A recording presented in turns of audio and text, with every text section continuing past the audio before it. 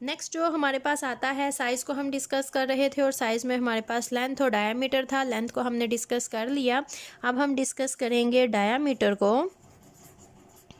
Diameter आपको पता है, डायामीटर विड्थ होती है। दिस इज़ ट्यूबुलर, तो ये राउंड इन शेप आते हैं, होल आता है हमारे पास इनके अंदर। तो हम इनका डायामीटर देखेंगे। जो रेंज है, इनकी रेंज होती है 2 mm से लेकर 4.6 mm। This is there normal range. और ये जो रेंज होती है, ये होती है एनालिटिकल कॉलम की। और इसके अलावा जो दूसरी टाइप होती है कॉलम की, डेट इज़ प्रिपरेटिव। जो प्रिपरेटिव कॉलम होते हैं उनकी विड्थ हमारे पास टू मच बिगर होती है। और भी हम डिस्कस नहीं करेंगे एनालिटिकल और प्रिपरेटिव को, नेक्स्ट में इसको एंड पे डिस्कस करेंगे। अभी जो हम डिस्कस कर रहे हैं उसी की डिटेल देखेंगे। तो अगर डायमीटर की बात की जाए तो डायमीटर, दिस इज़ रेंज, ये हमारे पास रेंज है 2 mm से लेकर 4.6 mm तक एनालिटिकल कॉलम होते हैं। अगर प्रिपरेटिव कॉलम्स की बात की जाए, दे आर प्रिपेयर्ड, तो उनकी हमारे पास जो विड्थ है वो एनालिटिकल कॉलम के मुकाबले में काफ़ी ज़्यादा होती है। इसके अलावा कॉलम हमारे पास दो तरह के होते हैं। एक वो कॉलम होंगे जिनको हम कहते हैं स्मॉल होल कॉलम। दूसरे कॉलम वो होते हैं जिनको हम कहते हैं लार्ज होल कॉलम। एक मेन बात तो हमने डिस्कस ही नहीं की। सबसे पहले कॉलम जो होता है, column is made up of steel. Basic बात तो हम स्टार्ट में करना भूल ही गए।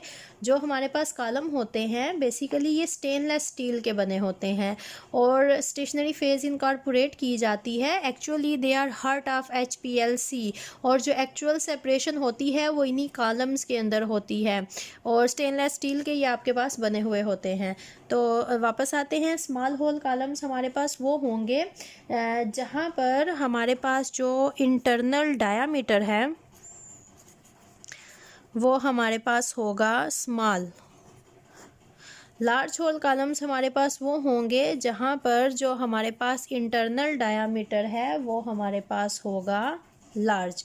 अब अगर हम स्मॉल होल कॉलम्स की बात करते हैं तो ये कब यूज़ किए जाते हैं? ये तब यूज़ किए जाते हैं जब हमें शार्प पीक्स चाहिए।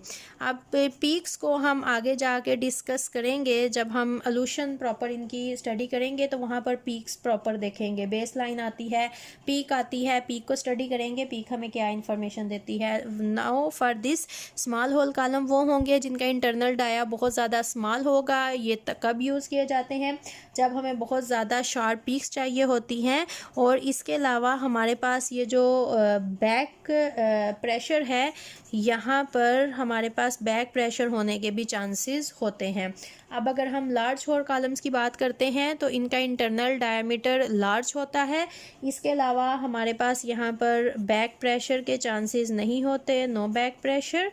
इसके अलावा जो हमारे पास थर्ड आता है कि यहाँ पर जो हमारा है more amount of sample can be easily introduce. तो ये हमारे पास दो तरह के आते हैं, small hole columns and large hole columns.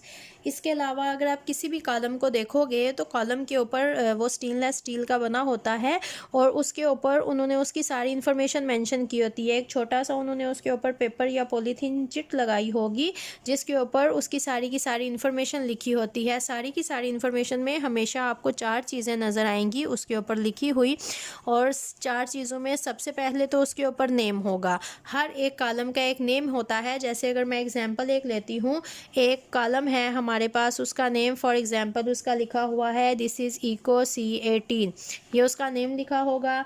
Second में लिखी होती है हमेशा लेंथ। जैसे जिस कॉलम का मैंने नेम लिखा, इसके ऊपर अगर आप लेंथ देखो तो इसकी लेंथ इन्होंने मेंशन की होगी। इसकी length, this is very small column, इसकी लेंथ आपके पास होती है 50 ppm। इसके अलावा तीसरे नंबर पे हमेशा कॉलम का लिखा होता है डायामीटर। जैसे अगर आप इको C18 को देखते हो तो इसका डायामीटर जो ऊपर मेंशन किया होगा इसका होगा 4.5 mm। उसके अलावा जो तीसरी चीज़ उन्होंने मेंशन की होगी, उन्होंने मेंशन किया होता है size of stationary phase. Stationary phase आपके क्या होते हैं? स्टेशनरी फेज आपके होते हैं सॉलिड एडसॉर्बेंट मटेरियल। ये चीज़ें इन्होंने मेंशन की होती हैं। और ये जो एक मैंने एग्जांपल दी है आपको इको C18 जिसकी लेंथ 50 mm है और डाया 4.5 mm है, इसकी स्पेशलाइजेशन ये है कि ये ऑल रेंज ऑफ pH के ऊपर कर सकता है काम। मतलब अगर आप 2 pH के सोल्यूशन के साथ काम कर रहे हो तो आप 14 pH के सोल्यूशन के साथ भी इसके अंदर काम कर सकते हो। बफर सोल्यूशन भी यूज़ किए जाते हैं एज अ मोबाइल फेस, या फिर सिंपल एक सॉल्वेंट यूज़ किया जाता है, मिक्सचर ऑफ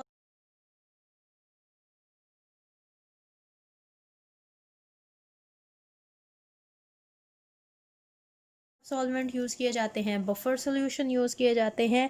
तो जब बफर सोल्यूशन यूज़ किए जाते हैं तो उनकी pH फिक्स रखी जाती है। तो ये जो आपके पास इको C18 है, इसकी स्पेशलाइजेशन है कि ये हर एक रेंज पे pH की काम कर सकता है। और 50 mm लेंथ को देख के आप आइडिया लगा सकते हो, this is a very small size column. जितना स्मॉल साइज़ होगा सेंसिटिविटी उतनी ही उसकी ज़्यादा होती जाएगी। ये चीज़ें हमेशा मेंशन होती हैं। इसके अलावा अगर हम कॉलम की बात करें तो जो हमारे पास एक कॉलम है, ऑन एवरेज जो हमारे पास एक कॉलम होता है उसकी फुल जो लाइफ टाइम होती है कि 1000 इंजेक्शंस उसमें दी जा सकती हैं। HPLC एक ऑपरेटर्स है, बड़ा सा आपके पास सेटअप होता है, उसके अंदर सेंटर में ये ट्यूब्स फिक्स होती हैं और सिरिंज की मदद से, जब मैं अभी आपको सैम्पल प्रिपरेशन करवाऊंगी तो वहाँ पर आप देखोगे कि सिरिंज की मदद से आप अपनी जो स्टेशनरी फेज़ है या आपका जो कंपोनेंट हैं सैंपल, उनको आप इंजेक्ट करते हो। तो जो आपके पास एक ट्यूब जो होती है वो अपनी फुल एवरेज जो उसकी है 1000 इंजेक्शंस वो ले सकती है, इससे ज़्यादा नहीं। आफ्टर 1000 इंजेक्शंस आपको अपनी जो ट्यूब है उसको रिप्लेस करना पड़ेगा एक नए कॉलम के साथ, उसको आप दोबारा से फिर यूज़ नहीं कर सकते हो। तो जो बहुत इम्पॉर्टेंट पॉइंट होता है, जब आप अपना एनालिसिस कर लेते हो, हमेशा आफ्टर एनालिसिस आपने क्या करना होता है, आपका जो कॉलम है आपने उस कॉलम को करना होता है वॉश। मैंने कहा था जो वॉशिंग आपके पास है वो बहुत ज़्यादा इम्पॉर्टेंट होती है, तो हम थोड़ा सा वॉशिंग को डिस्कस करेंगे। क्योंकि ये जो वॉशिंग है आपके पास, ये आपका जो कॉलम है, कॉलम की जो सेल्फ लाइफ होती है ये उसको बहुत ज़्यादा इफ़ेक्ट करती है। वैसे तो वो अपनी एवरेज लाइफ में 1000 इंजेक्शंस ले सकता है, लेकिन अगर आप प्रॉपर वॉशिंग नहीं करते हो, आप अपने कॉलम को मिस हैंडल करते हो, तो फिर उसकी जो सेल्फ लाइफ है वो कम हो जाती है और वो 1000 इंजेक्शन से भी कम इंजेक्शन लेगा।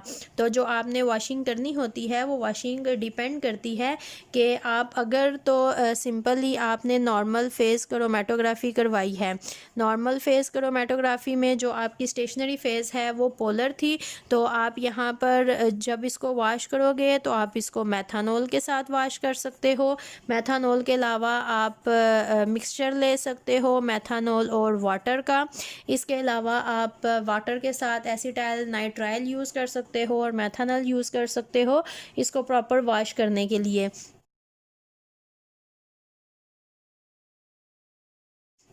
लेकिन अगर आपने कोई बफर सोल्यूशन यूज़ किया हुआ है तो फिर आपके पास जो वॉशिंग है वो और भी ज़्यादा सेंसिटिव हो जाएगी। क्यों सेंसिटिव हो जाएगी?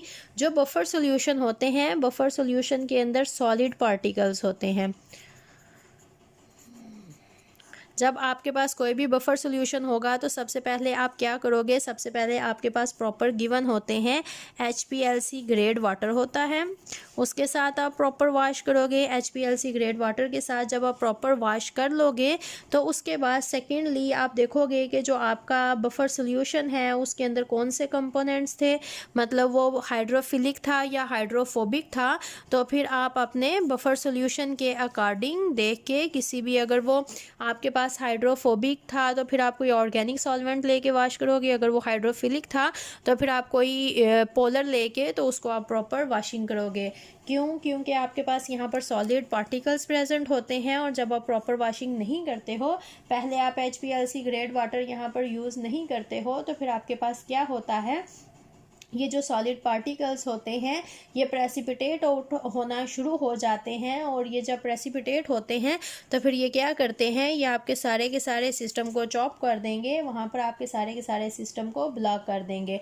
तो जो प्रॉपर वॉशिंग होती है, प्रॉपर वॉशिंग क्या करती है, किसी भी कॉलम की जो सेल्फ लाइफ होती है ये उसको करती है इंक्रीज़। अगर आप प्रॉपर वॉशिंग नहीं करते हो, मिस हैंडलिंग करते हो, तो फिर आपके कॉलम की जो सेल्फ लाइफ है वो कम होती जाएगी, और फिर वो ऑन एवरेज 1000 इंजेक्शंस भी नहीं लेगा, उससे पहले ही जो आपका कॉलम है वो टोटली ख़त्म हो जाएगा और उसकी जगह पे आपको एक नया कॉलम इंट्रोड्यूस करवाना पड़ेगा।